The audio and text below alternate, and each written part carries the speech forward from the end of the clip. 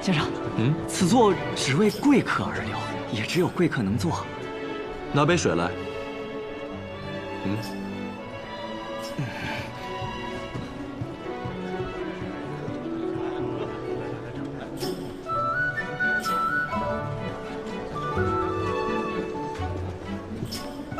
来，先生，请。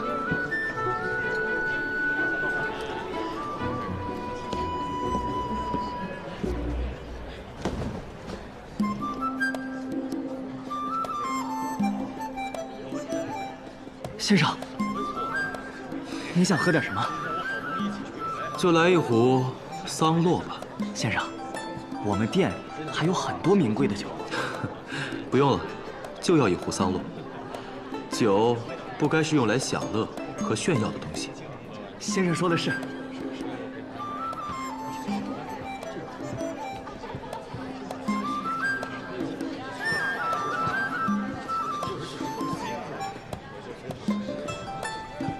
那桌有人了。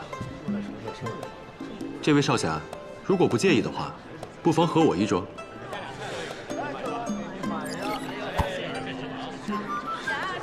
这闹鬼了，哪有人啊？我是说，这个桌子被人预定了。好吧，叨扰了。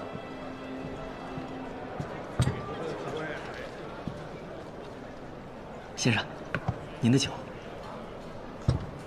桑罗，给这位少侠也拿个杯子。哎，好。我有一个朋友，也会酿这个酒。那你尝尝。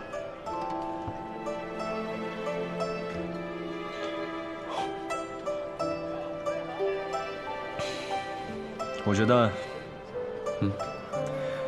没有我那个朋友酿的好。少侠的朋友是位酿酒大师，他呀是个酒痴。不知少侠尊姓大名？哎，先生请我同桌喝酒，不必如此客气。在下从未有过父母，所谓来也空空，去也空空，故取姓司空，也愿化作长风，一去不归，所以我叫司空长风。这番介绍倒是颇有意思，想了许久吧。看破不说破，先生也太不厚道了。小二，哎，这酒给我们退了吧，不要了，给我上壶别的。敢问这位客官，您想要什么？要秋露白。有趣。客官，今日可没有秋露白。为何？秋露白1月只出1日，1日只出2个时辰，今日怕不是时候。哦，那明日呢？明日也不是，后日也不是，大后日也不是。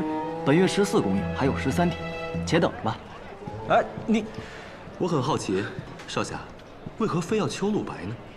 哎，不瞒先生说，我此次来天启城，是为了见一个朋友。刚刚说的那位朋友，正是，我那朋友啊，没有其他的爱好，就是好酒。他呢，跟我离别前吵着嚷着说要喝天启城的秋露白，所以啊，我就想先买上一壶作为见面礼。小子，你想要秋露白，这上面不就有一瓶吗？这上面是秋露白？多嘴！哎，小二，这秋露白多少钱？不要钱，不要钱，只要你能拿得到。简单。长风，你要去楼中桥，既然伸了手，便算下注取酒。你说套。客官，这是什么话？哎，这的确是陈酿12年的秋露白，世上只此一壶。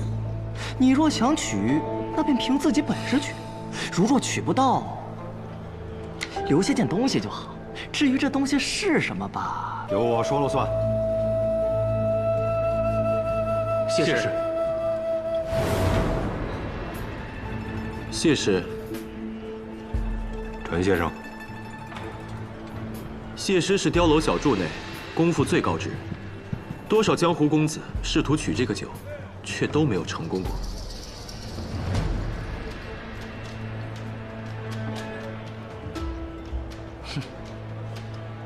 那也就是说，如果我抢到了，便是第一个成功的。算吧，真正的高手不会来取这个酒，来取这个酒的多数是如你一般初入江湖的少年郎。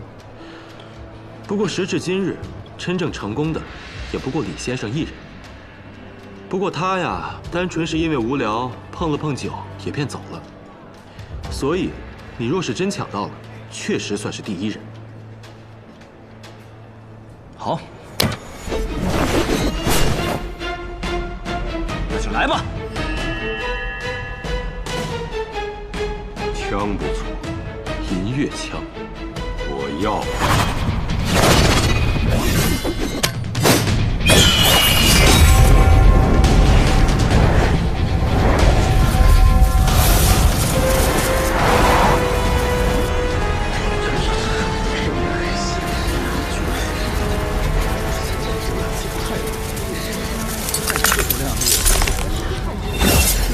是一柄好枪，但可惜了。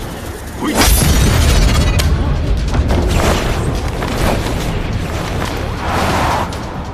一来就吃瘪，天启城果然是天启城啊！司空长风，久别重逢，不必行刺大礼。百里东君，不错不错，你还记得我？你什么时候来的？怎么也不来找我？我今日才到的，这正想去找你来着。好久不见啊，司空长风。楚墨公子，不过，你刚到天启城就打架了，还被人打成这样。哎呀，别提了，我想着跟你也算是久别重逢，总得备份礼吧。普通的酒酿的也没你的好喝，最好的酒今日卖光了，那我只能去抢。结果没曾想技不如人，没抢过，那枪还折在里面了。一个人抢不过，那2个人能不能抢过？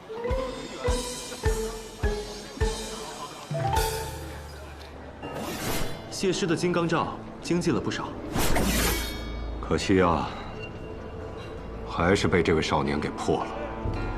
哼，后生可畏啊！确实是如鹰一般的少年。你看，边请。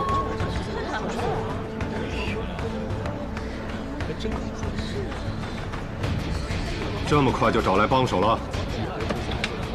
上面挂的那瓶酒，可是秋露白？对，那是酿了12年的秋露白。我要了。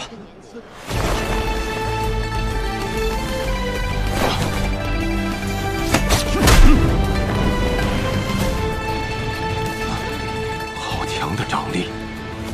原来酿酒师里不止我一个人会武功啊！小师弟，不可无礼，这位乃是碉楼小筑1品的酿酒师，整个天启城都得人人尊称一声谢师的人物。卓墨公子，谢师多有得罪，这位是我新入门的小师弟，冒犯了，请多多谅解。李先生新收的徒弟，难怪。这位公子出手，可是为了夺酒。那是我兄弟的枪。你兄弟夺酒失败了，必须留下遗物，这是规矩。可若是我赢了你，可否将那枪和酒一起拿走？当然可以。来，哎，用武功来赢酒，未免有些奇怪。不比武功如何？那比什么？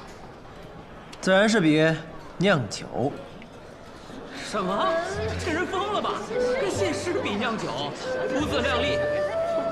就定在本月14吧，到时候我会带上我的酒来碉楼小筑，也请你们备好碉楼小筑最好的酒，以及天启城最优秀的品酒师，然后我会带走那杆枪，还有那瓶酒。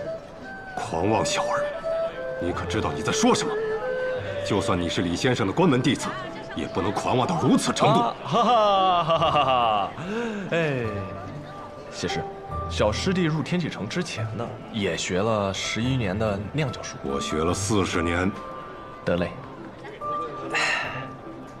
好酒可品人间百味，少年的烈，中年的温，老年的醇都不一样，也不见得谁学的酒就一定赢得过我。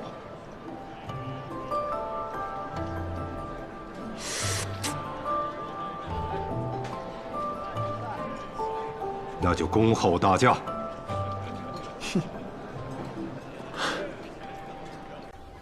哎，你们怎么来这儿了？我呢，本来是要带我的小师弟去一个特别好玩的地方，结果路过碉楼小筑的时候，听到里边有动静。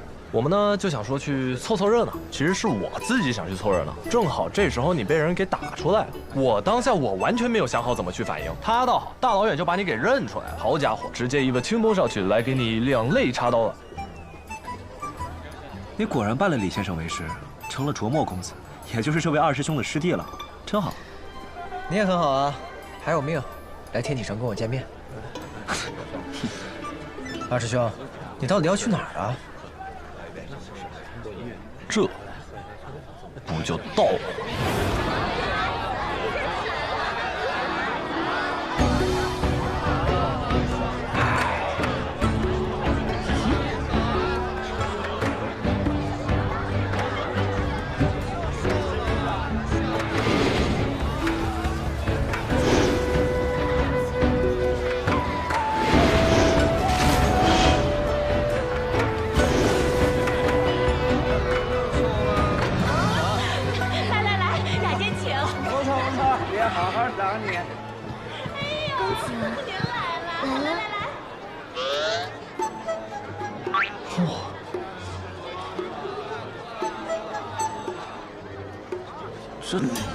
这里是青楼？非也非也，这里是百花楼，不一样的。哪儿不一样？因为有他，所以不一样。那年，我和顾剑门第一次来到这里，当时的他正在抚琴。顾剑门可能是喝多了，听到了他的琴声之后，他兴致大起，举剑而舞。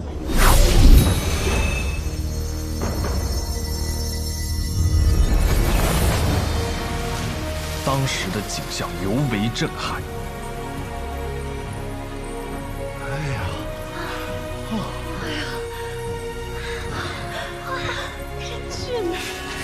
所有的花瓣都被他的剑气卷起，五颜六色，姹紫嫣红。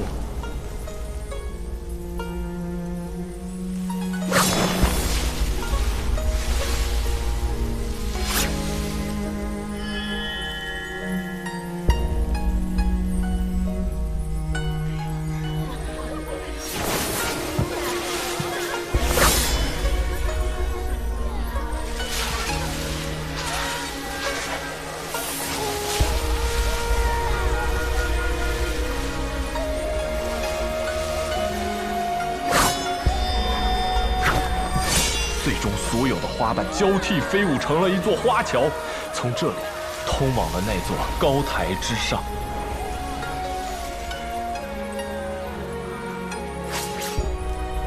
顾剑门说：“闻情可知人。”他觉得这个女子就是他的命定之人，于是踩着花桥，从这里走到了那里，撩开了重重帐幔，去见她。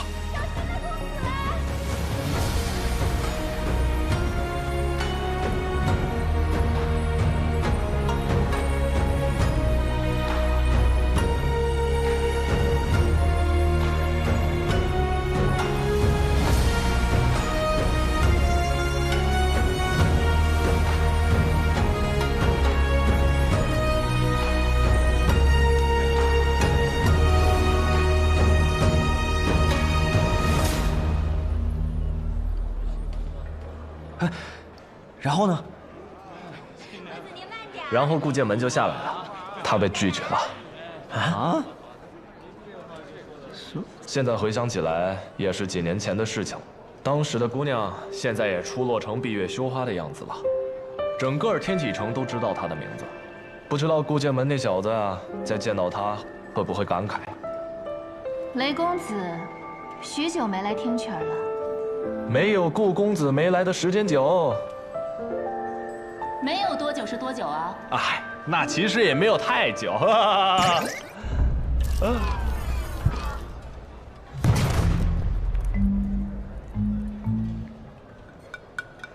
好像有杀气。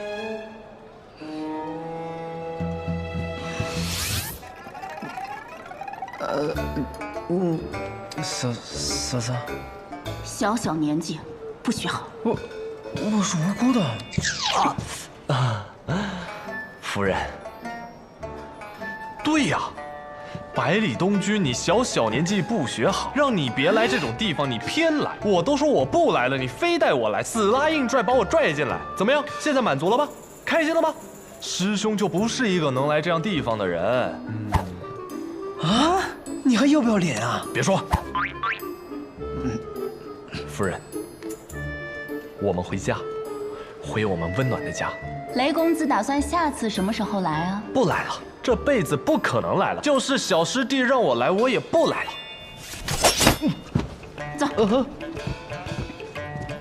小师弟，趁年轻好好享受吧，好时光不多了。师弟，走师弟啊！走。娘子啊！错了，我错了。我们在哪儿啊？我们该干什么呀？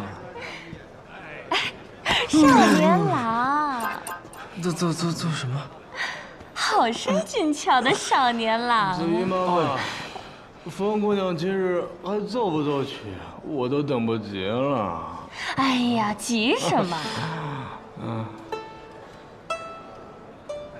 这不是来了吗？好嘞。呀，二爷，您来的正是时候啊！这首乐曲坐前面来。好。听着让人难过。我听过他。你也来过？不是，你还懂音律？也不是。我听过这首曲子，它叫《江南月》。亘古乱人心，边秋闻夜声。从今秋露白，月照故乡明。这是一首思乡之曲。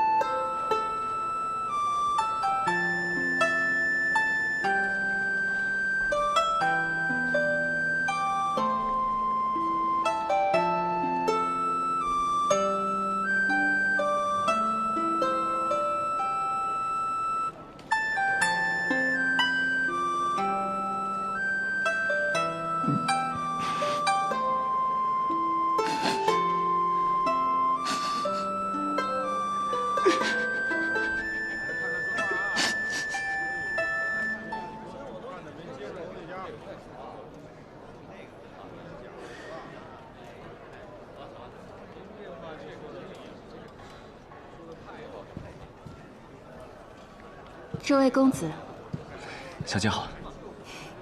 我可担不起这个词，我家小姐有请。请问，你家小姐是？少年郎，你是真傻还是假傻呀？在百花楼能够被尊称为小姐，只有一位。等会儿，这个呆呆傻傻的小子是谁呀？凭什么风姑娘只见他呀？我天天在此地听曲儿啊，银子花了也不少，连风姑娘的面都没见上。凭什么他第一次来就能登堂入室啊？哎呦，二爷，哎，行，您这消气啊！你不是千金台那位？什么千金台不千金台？今日不说千金台，大家来此地都是来听曲儿的。诸位，百花楼对咱们不公啊！大家伙说是不是？是啊。哎呀，这话说的，你看。是啊，这不合适，还是算了吧。你知道你在拒绝谁吗？不是，姑娘莫要动怒。行了，知音难遇，说不准还能遇到个同乡呢。你看这。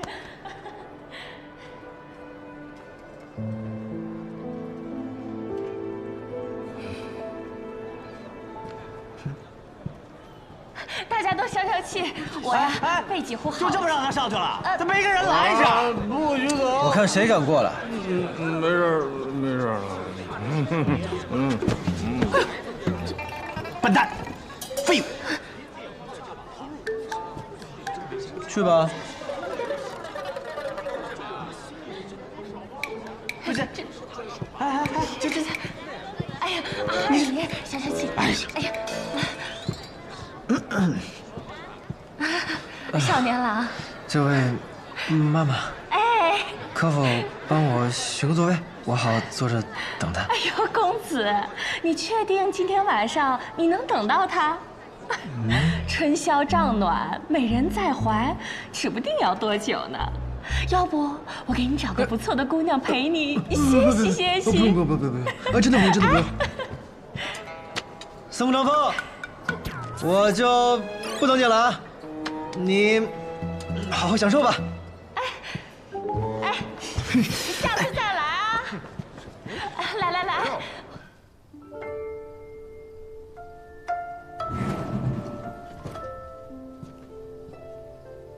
多谢。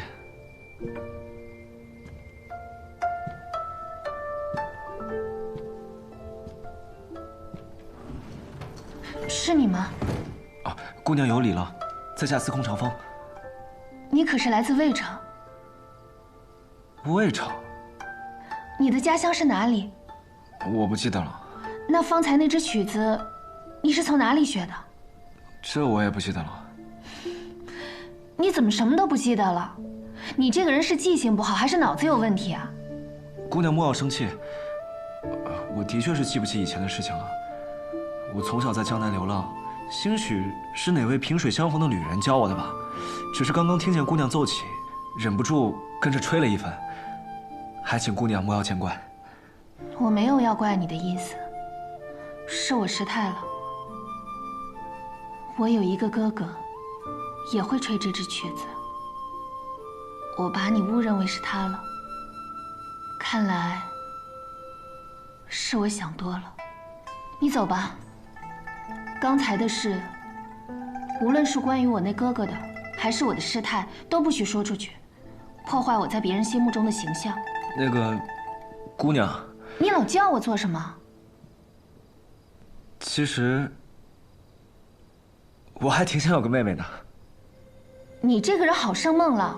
来人，把这个不要脸的给我撵出去！哎，等会儿，姑娘，你先听我说完。我不是那个意思。我从小漂泊四方，未曾羡慕过别人有爹有娘，但却一直羡慕别人有个妹妹。好像有个妹妹，就像是有了守护的东西。所以我一直觉得，如果能够有个妹妹让我守护，那一定是一件特别让我骄傲的事情。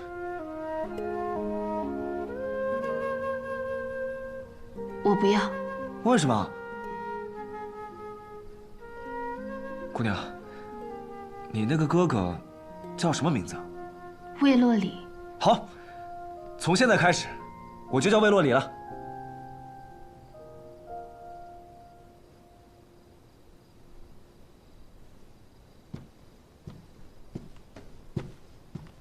你这人，竟敢三番两次占我便宜！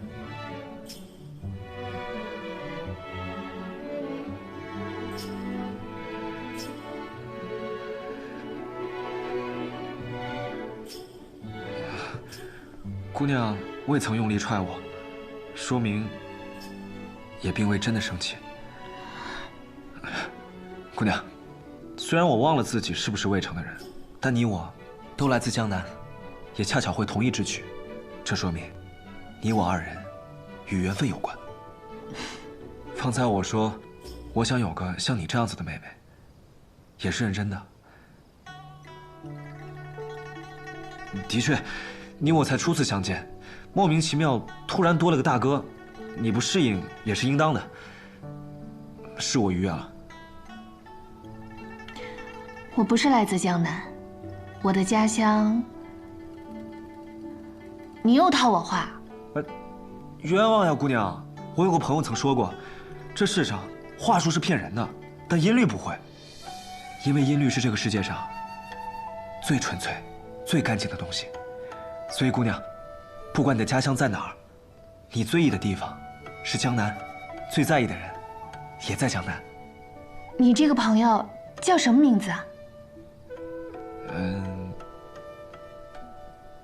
百里东君。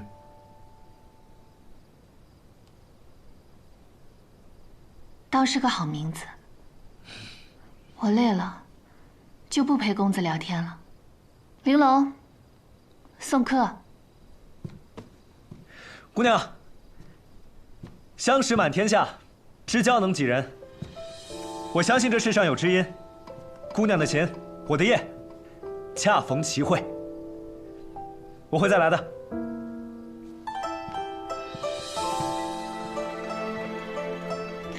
你这话说的，倒像是个读书人。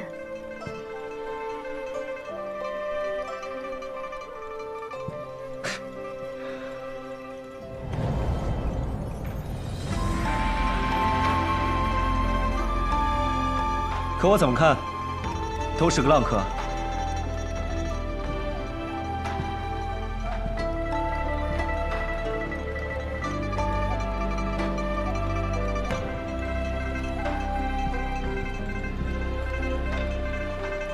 小姐，你好像有点喜欢，不，是不讨厌他。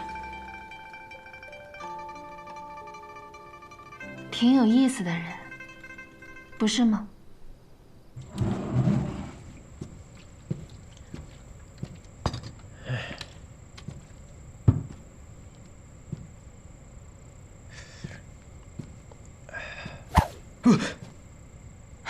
你是真，你吓死我了！你怎么来了？我今天被师傅盯着练了一整天的功，想找你喝酒放松一下，结果你却不在，好没意思。啊。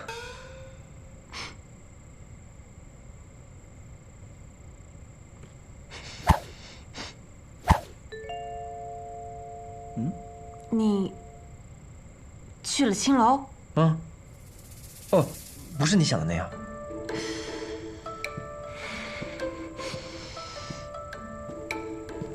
果然，脂香扑鼻，一路的夜风都吹不散。你就是去了青楼。那其实不是青楼，那叫百花楼，是听曲儿的。我之前还听说，师叔有一个最喜欢的姑娘，结果转眼间就去青楼寻花问柳。想来师叔对那姑娘也没那么喜欢吗？哎，你可别瞎说啊！那是雷二师兄带我去的，而且我去之前根本不知道我去了什么地方。你去之前不知道，你去之后难道还不知道吗？胭脂气那么重。定然是在那处待了好一会儿。我是待了好一会儿啊，但那是因为后来雷夫人去了，然后我的一个好兄弟又邂逅了一个女子，然后，哎呀，怎么就解释不明白了呢？无中生有了。是，我是去了青楼，那又怎么样呢？你为什么要生气啊？我生气那是因为我整整练了1天的功，你却在外面逍遥快活，我心里不痛快，不行啊！哎，尹世直，你还是听我。不要脸！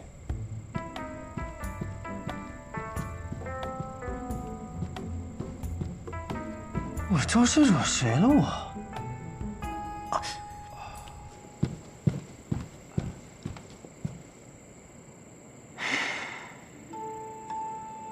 不是要谈叶鼎之的消息吗？为什么莫名其妙的和百里东君吵了一架，还给了他1巴掌？算了，还是找机会联系齐轩吧。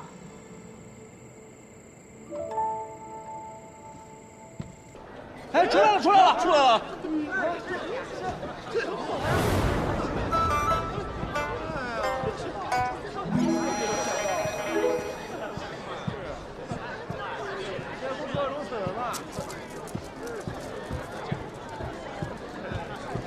哟，这么快啊！对啊，难道要很久吗？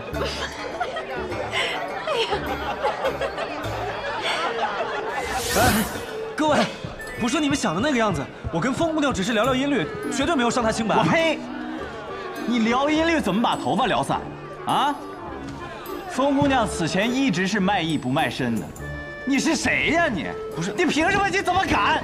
各位，我这个头发是因为……行，兄弟们，别听他废话了，给我打！哎，各位英雄且慢！哎，不是，你别让他跑了呀！追呀，不打呀！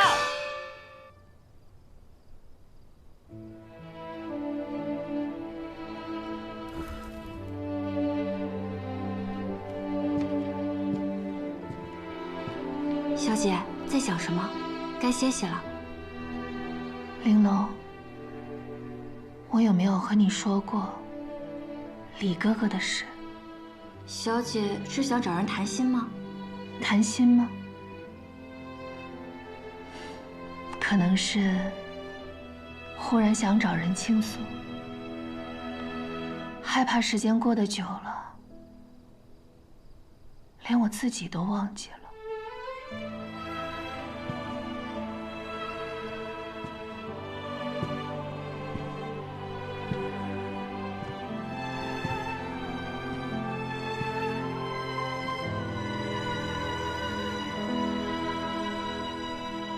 在我很小的时候，家里就被灭了门。我师父带着我逃了出来，在路上，他捡到一个小孩，那个孩子就是魏洛离。每天晚上，他都会摘下一片叶子，在檐下望着月亮，吹那首《江南月》。每次，只要他一吹这支曲子，我就知道他也想家了。那后来呢？后来我师父带着他拿着剑出去了，就再也没有回来。他们说，我师父和李哥哥都死了。小姐，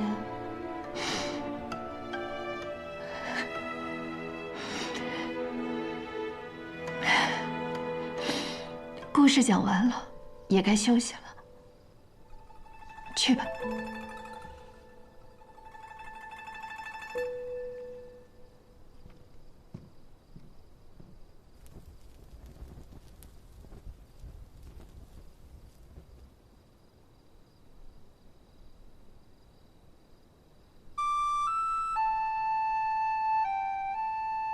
你叫什么名字呀？魏洛里。你的家人呢？都死了。李哥哥，以后我们就做家人吧。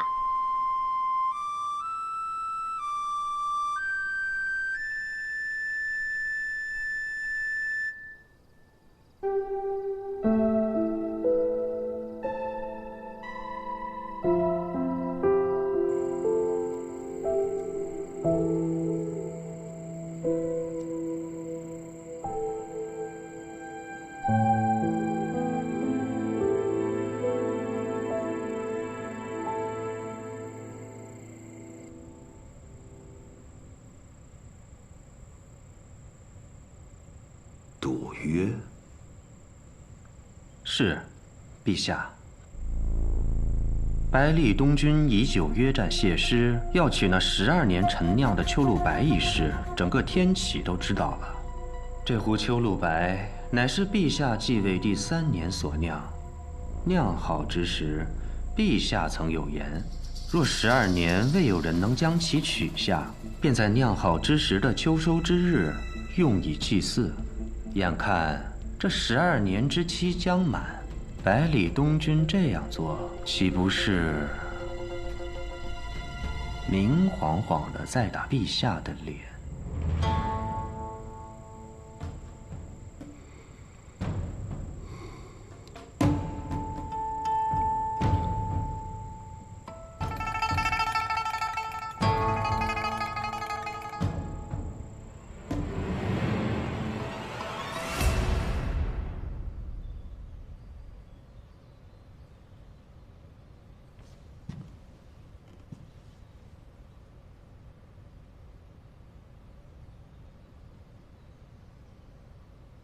陛下，祭酒先生到了。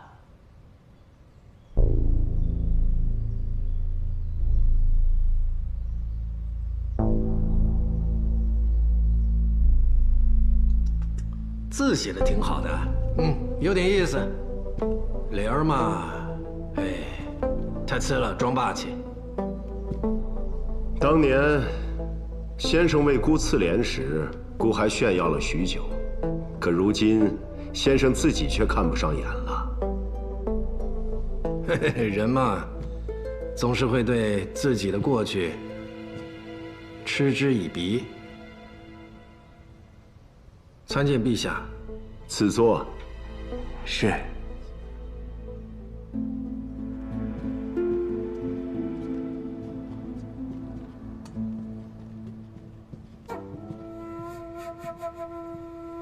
先生，喝茶。这茶可是男爵特有的凤凰雪片，不可多得，尝尝。陛下今日叫我来，所谓何事？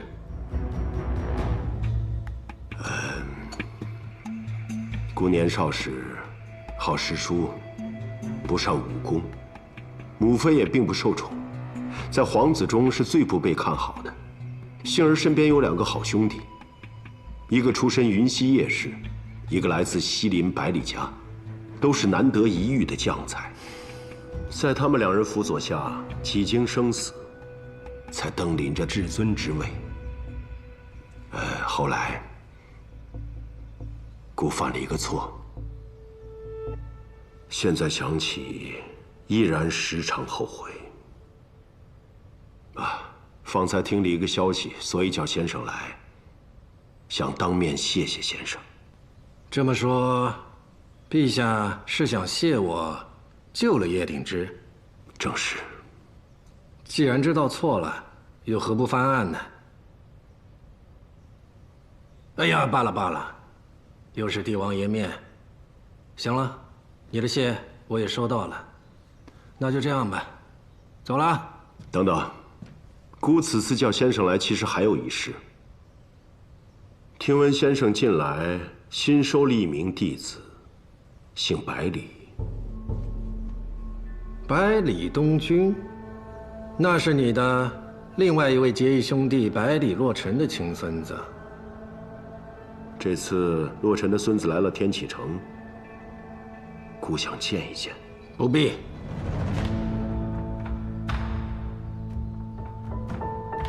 先生不是说过不会过问朝事吗？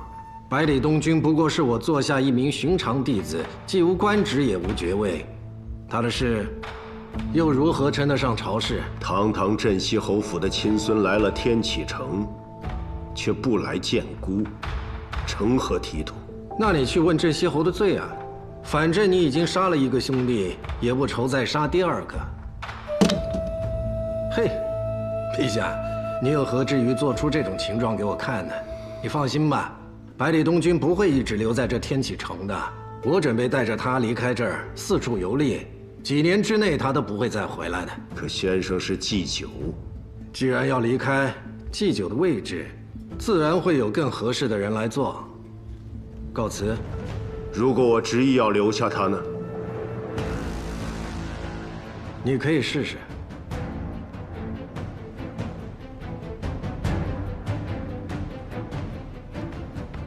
先生，你有时候会不会觉得自己有点过强啊？是吗？姑觉得在先生面前，先生才像是君王。我乃天上谪仙人啊，世间的君王，就别折煞我了。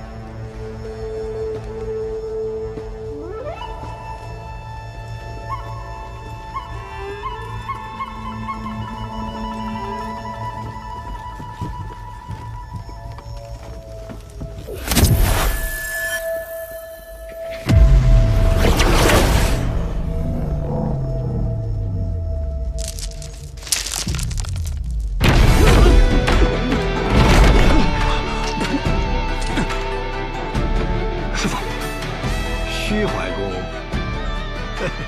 不过尔尔。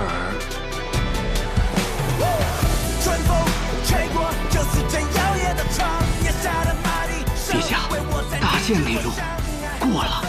为我江湖的模样，写叶子来的滚烫，它印在青云之上。就在青春，年岁华丽，三里尘埃沾上我衣，就是黄河，流向天际。我知道该。李先生，小齐啊，今日也入宫了。哎，你那师兄的徒弟小王道长也入了天启，还帮了我一个小忙呢。先生入宫，苦的却是我，还得装模作样的来这里打一场。你们那个皇帝想杀我，你说他是不是疯了？哎呀，所以我来了。我怕你疯了，把皇帝杀了。哼，退下来！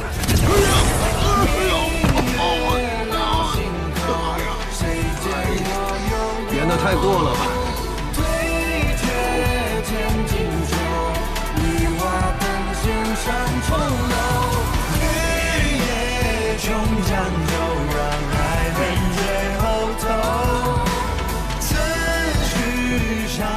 陛下，国师内路也过了。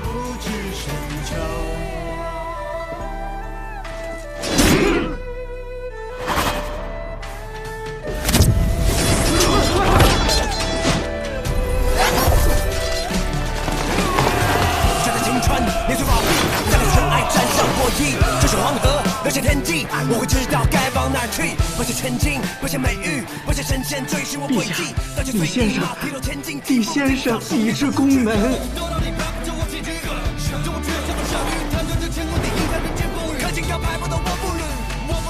然后呢？然后他转身了。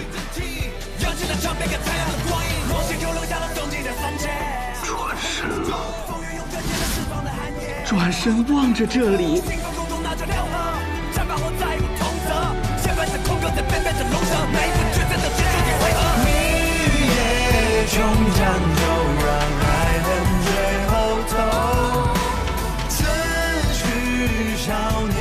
他见紧张了。恐怕是毕生修为于今日毁于一旦。本来是一个杀人之局，见我北离大内高手之力，杀传说中的天下第一人，自负了呀！瓮中捉鳖，结果自个儿成了这个鳖，感受如何？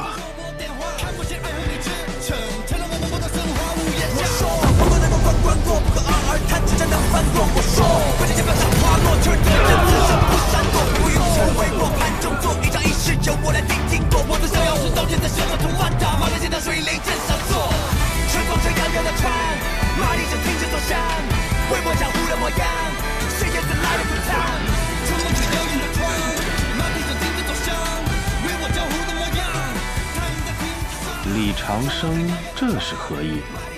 怕是在提醒陛下，暂且还是不要打百里小公子的主意为好啊。意思送到了，就不吓你们了。